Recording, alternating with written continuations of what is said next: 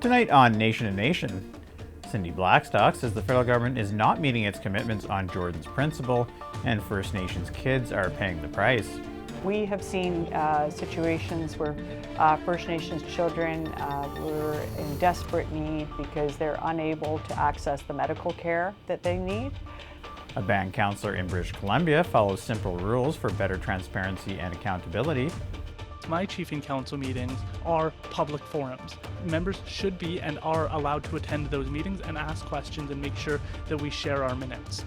It's 25 years since Nunavut became a territory, and the Premier says there's lots to celebrate. The vision of self-autonomy, the realization that Inuit could deal with their affairs. Welcome to Nation to Nation. I'm Fraser Needham. This week in Ottawa, the First Nations Child and Family Caring Society is once again before the Canadian Human Rights Tribunal. This time it is as part of a non-compliance motion against the federal government and says Ottawa is not meeting its commitments when it comes to Jordan's Principle. Jordan's Principle says First Nations children are supposed to receive health, social, and educational supports when they need them, regardless of which jurisdiction they live in, federal, provincial, or territorial. Joining me today to talk about all this is the organization's Executive Director, Cindy Blackstock. Welcome back to Nation, Cindy. Hey, thanks for having me, Fraser. Right, so my understanding is it's supposed to be 48 hours that these requests are supposed to be processed in if they come into the federal government or their helpline or wherever they're, but in reality, I take it that's not happening. Yeah, there's different time frames. So for individual cases, if it's urgent, it's within 12 hours and otherwise 48 hours. For urgent group requests, sometimes you have a group of children who are in urgent need, that's 48 hours or on the long side a week. And we're seeing broad non-compliance, but more importantly, that non-compliance is having serious and in some cases devastating impacts for children. Right, maybe you could just give me some examples of how this is actually affecting First Nations children and their families. Yeah, so we have seen situations where First Nations children were in desperate need because they're unable to access the medical care that they need. Even though their communities have been pushing for that and had a Jordan's Principle proposal. Tragically, 2 children died in that circumstance just in the last month. We've had children who have lost siblings and parents, needing to go to potlatches and not having the resources to be able to get there. Caring Society paid for it so they can. People fleeing domestic violence, needing supports to be able to look after their kids, not being able to get a hold of anybody at the department, or people fleeing the wildfires of last year, having needs for special needs children in those circumstances. Same result. So, you know, it ranges from a bit of an inconvenience, and that's not very many of the cases, to serious impacts, and sadly, some child have died. Now, of course, we heard a lot during the testimony about how, there's some dispute in numbers, I guess, of when requests are processed or when the federal government says they get the documents they need to process requests and that. But are you able to give me a ballpark figure on how far short the federal government is falling in meeting some of these requests? Well, what we've been hearing from First Nations leadership as well as from community coordinators are that they're not even opening the requests that you send in by email, or if you try to get a hold of someone to make a request, no one's there to pick up the phone. And during these hearings, we finally got a sense of how big that problem is. So what we saw from the federal government is that at the low end, that's roughly around 40,000 unopened cases. These are requests from families. We don't know how many children in that queue are in urgent need. Then once they open them, there's also delays in determining them at the bureaucratic level. And then even after you get it approved, and say if you're a family or you're the nation helping the family and you paid for the service because the child needed it and you're hoping Canada will reimburse you, we've seen long delays there too. So there's delays throughout the entire system.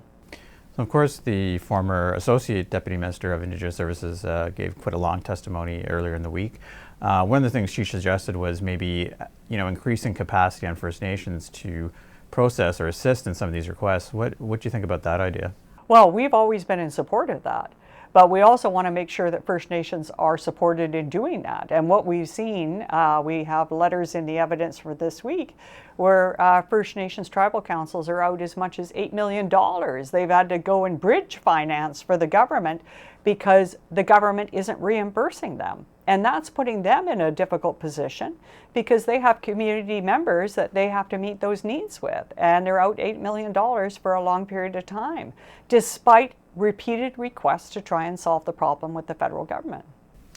Now, of course, we heard almost a plea from the adjudicator saying, you know, we have to do as a country better in serving these children, and that's sort of what you're fighting for. But there seems to be always some some bureaucratic reason or something happening that things aren't getting, the children aren't getting served.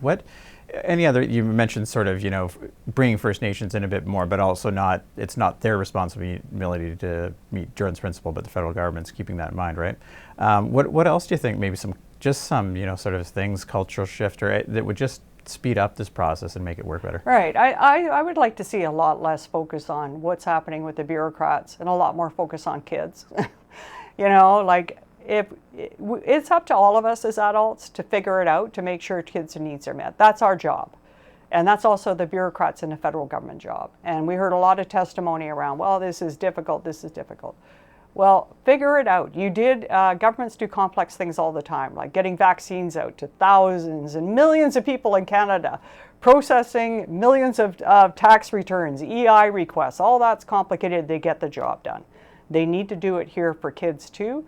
Another thing that we've recommended to the government is we actually had it costed out how many tax dollars are spent by a government official just reviewing these cases. Well, it turns out it's about $540 in bureaucrat time. So we said, look, part of Jordan's principle is there's a professional letter. So we have someone like a doctor, a teacher, nurse, occupational therapist writing the recommendation for the service. So if the value of the service is below 500, you should just approve it. There's already the safeguard of the letter, and it would save the government money. Those are the kinds of solutions that government hasn't taken on board as of yet. Now, we talked briefly before the interview as well about urgent requests, and there seems to be sort of maybe the federal government wanting to tighten that a bit. You say it's being a bit, and those are the ones that are really, of course, probably dire, right? Or so they need that assistance right away. What should happen there, do you think? Well, people need to understand that right now the definition of urgent request is a child in palliative care. That means that they're at the end of their sacred journey. And also children that if they don't get the help they need, there could be harm that they can't recover from. That's the current definition. Canada doesn't want that definition. They want something broader. We want to actually add into that definition. We want to say if a child has had a death, say of a sibling or a parent, that should be in the definition of urgent. Also, children who are affected by national, regional, or First Nations states of emergency, they should be included in that definition. Now, of course, you've become very familiar with the Canadian Human Rights Tribunal, been there a number of times, of course, with child welfare services for First Nations children, and they were underfunded. Federal government, to be honest, has they have a habit or a track record of ignoring these orders. Do you think this is something that may just end up back in the courts again, like the child welfare services did? It might. What I have found is that they actually do have far more effect than any agreement with Canada. So, for example, even in this non-compliance order, there was an agreement with Canada that it signed as part of the agreement in principle to fix these problems. It just didn't ever implement it. It breached the agreement. And children were suffering. And the suffering was getting worse, and it was becoming more widespread. So that's why the Caring Society had to step out of that agreement in principle and bring this non-compliance order. So I find the legal orders actually have advanced the ball further. What I want to see is that when agreements are made with the government, that they actually uphold them. And, they always say, well, we want to negotiate. Yeah, but that means that you have to keep your promises to kids. Now, as you know, you follow the budget, things like that. So it appears like there's going to be less money this year for Indigenous services overall than there has been in years past. And one of the things that's sunsetting is this Jordan's principle funding. Now, are you concerned that maybe the government is maybe sort of abandoning this file a little bit, saying they can't meet what they're supposed to be and that they're not going to put any more money toward it? Well, I think that that's a concern writ large. I mean, if I think back 8 years ago when the government first came in, there was a lot of talk about First Nations, Métis and Inuit being the most important relationship. I don't hear that anymore. That actually, for me, makes the orders even more important, because we'll need a legal order to safeguard against this government backslipping or future governments backslipping. And having said all this, I just really want to emphasize that the Jordan's principle is life-changing for many families. That's why we got to make sure that it actually is available to all First Nations children when they need it, not just to some First Nations children when they need it. So Canada's compliance is really important. So obviously lots to talk about on this issue, and I'm sure there will be more, but as always, thanks again for joining us today, Cindy. Hey, thank you, and come to the hearings on June 3rd and 4th. Oh, we'll be there for sure. Up next, we'll have Aaron Peat, a First Nations councillor in BC, who is calling for Canada's elected First Nations leadership to be held to a higher level of accountability. Hi, I'm Dennis Ward, host of Face to Face. Coming up on our next episode, I'll be sitting down with Dr. Rebecca Neckaway. We'll be discussing her career in medicine and the importance of becoming the first Indigenous Chief Medical Officer in Ontario. Tune in Tuesday on APTN or listen to the Face to Face podcast for an extended interview. Download and subscribe on your favorite player.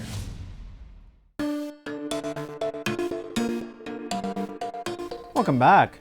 Aaron Peat is a councillor with the Chwathil First Nation in British Columbia. He's also a graduate of the Peter Allard School of Law and hosts his own podcast, Bigger Than Me. Peat recently wrote an opinion piece where he called on First Nations elected leaders to raise the bar when it comes to transparency and accountability. He joins me today. Mr. Peat, welcome to Nation to Nation. Thank you so much for having me.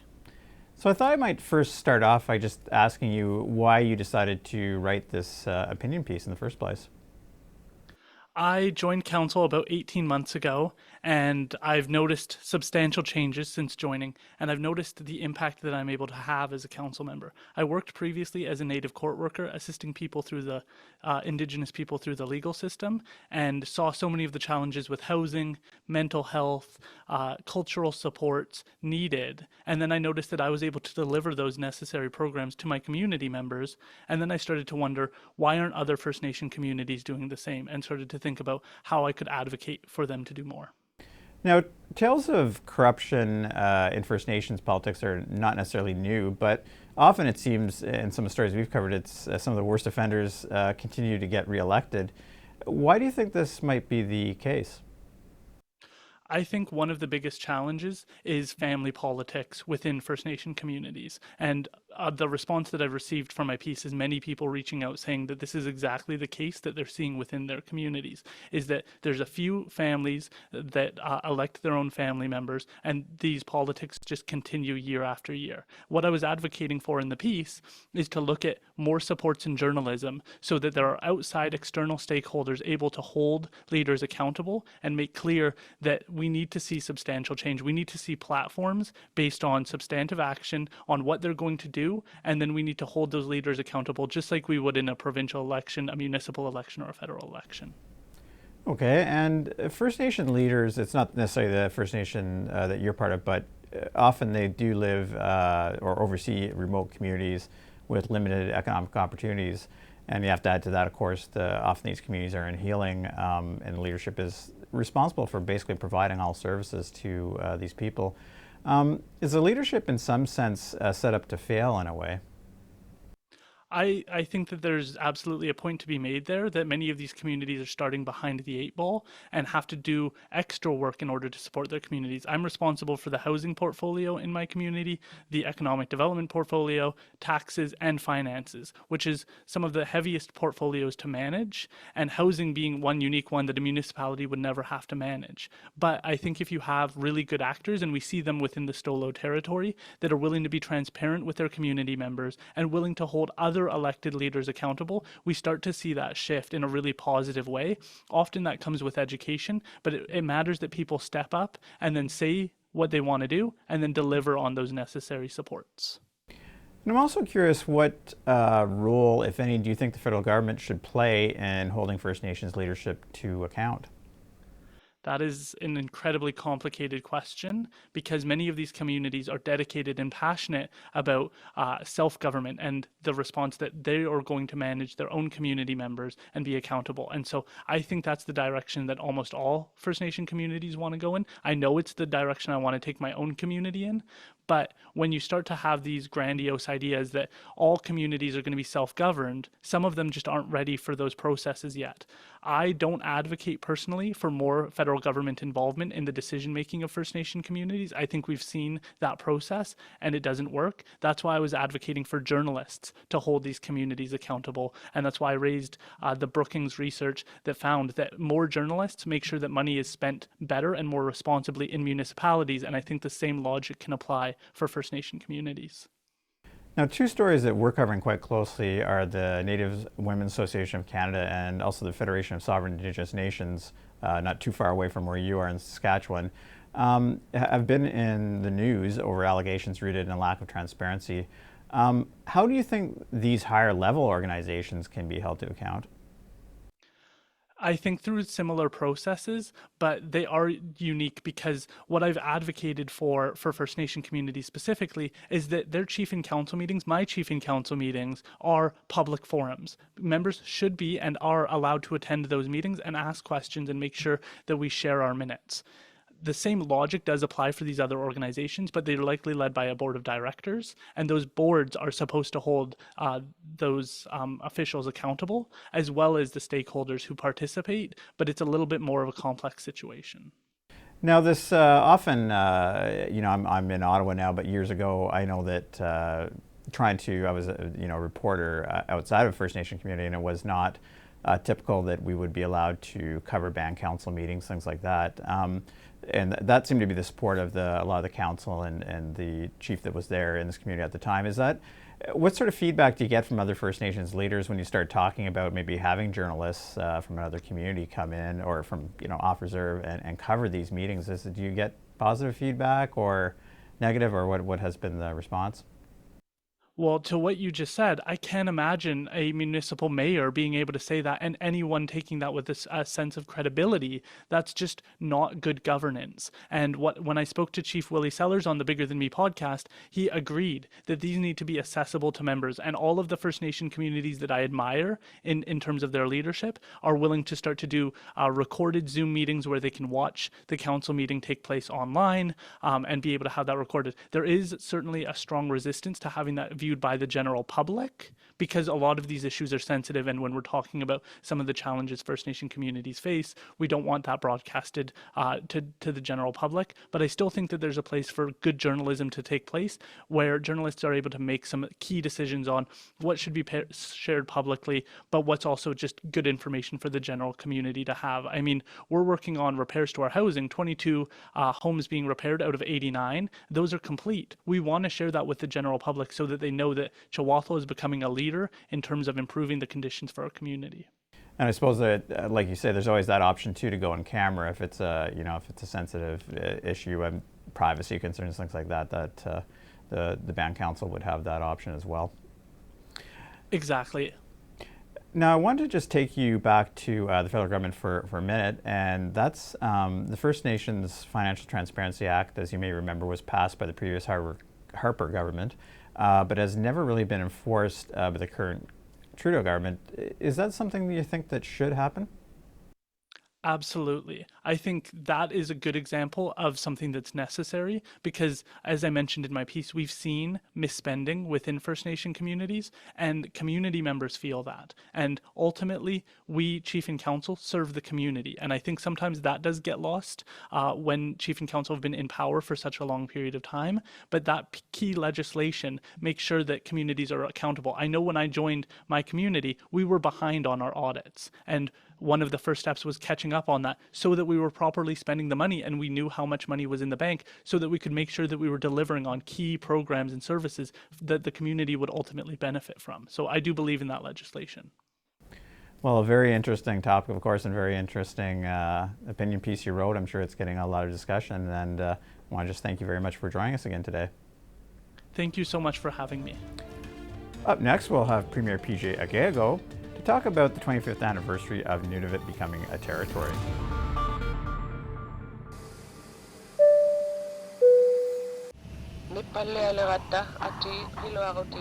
APTN presents a captivating journey into the heart of the North with our latest podcast, The Place That Thaws.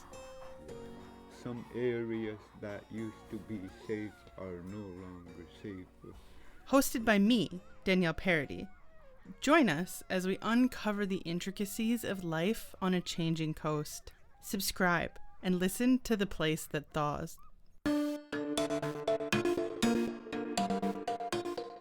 Welcome back. It's an age-old saying, but time does fly. It's been 25 years since Nunavut became a territory, carved out of the enormous Northwest Territories, and this week there have been numerous events celebrating the anniversary, including a visit by Governor General Mary Simon. To talk about that, we're joined now by Nunavut's Premier PJ Agigok. Welcome to Nation, Premier. Yeah, thank you so much for having me on your program. All right, so you were a teenager, I guess, when Nunavut became its own territory. What do you remember about that time? Oh yeah, there's incredible milestone we've just hit. 25 years as a territory, and we've learned so much throughout the journey. And so I feel very privileged to be able to serve in this very important capacity. But you're right, 25 years ago, it's just a blink of an eye. I was born and raised up in Grise Fjord, a beautiful small settlement up on the southern tip of Ellesmere Island. But it's the most northern community in North America. There's about 140 people. So I recall very clearly just there's so much excitement in the air. There's huge celebrations that were being planned here in Iqaluit. And I was actually a junior ranger. I was a sergeant then, and the ceremonies were being planned. So I remember the very moment when all that excitement was happening to celebrate what we now know as the incredible territory of Nunavut. And I guess just looking more broadly at the Inuit people, how significant was April 1st, 1999 for Inuit as a people? It's incredibly important. Inuit for decades had negotiated through land claims, a modern land claims treaty. So there's so many incredible leaders that we're very fortunate to have, too many to name. But they have all played such crucial roles in terms of realizing the vision of self-autonomy, the realization that Inuit could deal with their affairs, and as such, through the negotiations of the land claims, derived the political accord under Article 4 of the Nunavut Agreement, which created this public government that we're celebrating the 25th anniversary. So there's many people to thank, and really, it's the torch has been passed over the many years. But if it wasn't for them, we would not be here to celebrate such a very important milestone. Inuit have always had a very strong passion of bringing and asserting their rights in exchange for surrendering the Aboriginal title at the time. And their foresight is something I'm so proud of in terms of their achievements and really to assert our ability to make decisions for ourselves that are right here at home. So it's so much has happened in the past 25 years. And obviously, so many hopes for the future back in 1999. How much do you think the territory has actually met the expectations that were set those 25 years ago? Absolutely, that's a very good question. I always use the example of igloo when dealing with the issue. We've really made some incredible headway, most recently with the recent signing of the Nunavut Lands and Resource Devolution Agreement. So that journey of the vision of Nunavut has been evolving, and we've had made huge headways since the 25th year when we first started. So we really had made strong movements forward. I am very confident that we'll continue to build the foundation that are there. But the igloo that I was talking about, every block has its own purpose. And it's our job to ensure that we build the foundations that are there to ensure that the future generations thrive as a territory. So we really have made strong advancements around education, around wildlife management, among many things. So we've really had advance in some areas. Has there been challenges? Absolutely. Things do take time, and it really allows us to be able to have to deal with the issues head on. And I am very proud of the work we've been laying in the past few years in particular to address a lot of the root issues that we see, such as the housing crisis we've seen for decades. So we've really have built upon, but we're dealing with the challenges that are before us head on. Now, we know that two significant challenges for Nunavut, of course, are the lack of housing and the high cost of groceries, of course, made worse by this sort of inflation that we're now involved in. What do you think it will take to solve these two issues? You're absolutely right. The housing crisis has been the top priority for decades in the north, not only in Nunavut, but right across the north. And it's something that at the root of it impacts everything. It impacts the education outcome, it impacts the social determinants, it impacts the cultural determinants that we see, where we see all the challenges in our communities. So as a government, we have been dealing with that issue head on, and we have been putting our own equity to the issue. We are not just waiting for Ottawa to fix our problems. We've really put a very bold and ambitious plan through Nunavut 3000, where we are now, for the first time in our history, seeing constructions in every community across our territory. We have invested in the past 2 years alone close to $250 million to address the housing crisis we've seen. As we've mentioned, though, it will take time to see the rollouts, but we're very proud of how ambitious we've been to actually tackle the issue head on. We knew we couldn't deal with it alone.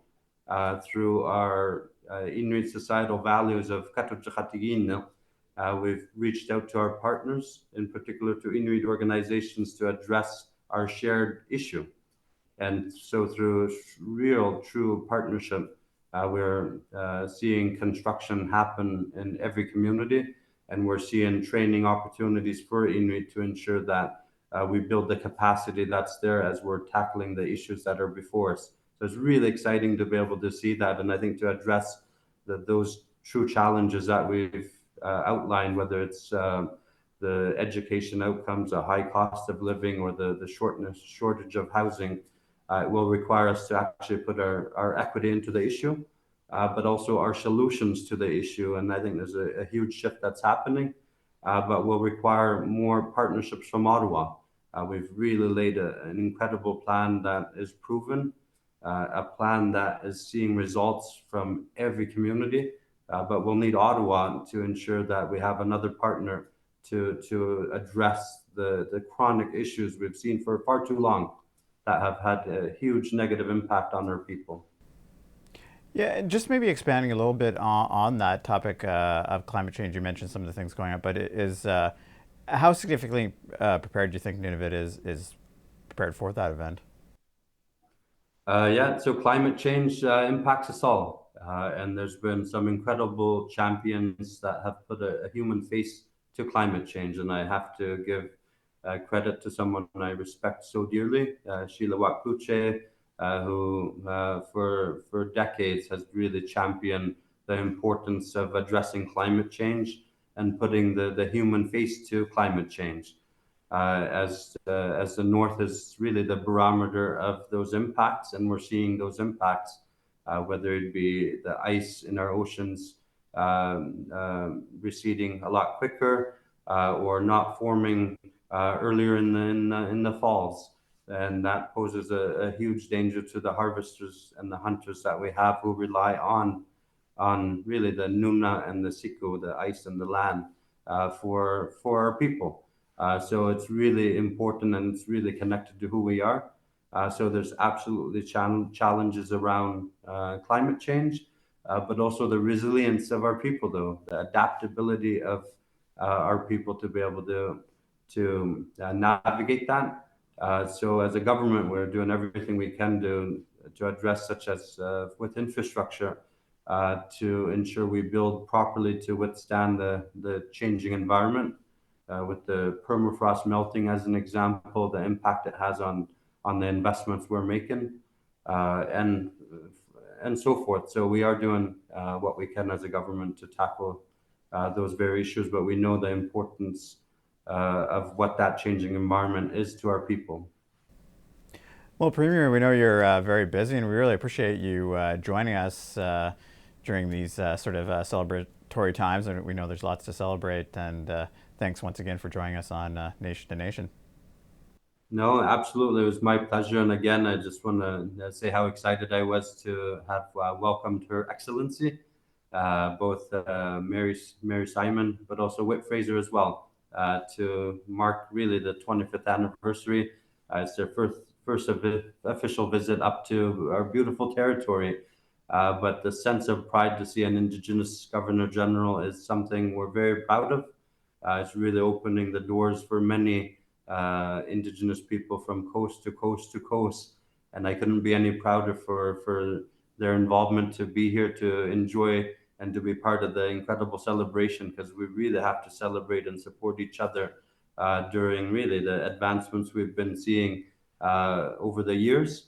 And it's these very special moments where we have to support each other for us to continue to grow as people. So I just wanted to say thank you so much to all the people that have reached out to the territory to congratulate us. We've really learned so much in the past 25 years, and I can't wait to see what the next 25 years will bring, and really the bright hope and the future we have with the young people that will take us to that next level. So thank you so much for having me on your program. Yeah, very welcome, and very good points there as well.